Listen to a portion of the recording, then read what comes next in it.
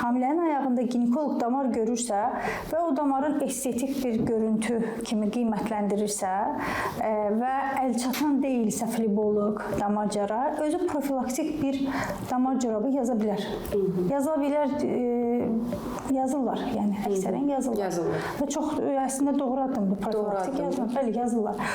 Amma əlçatan fleboloq varsa, damar müayinəsinə göndərilməlidir.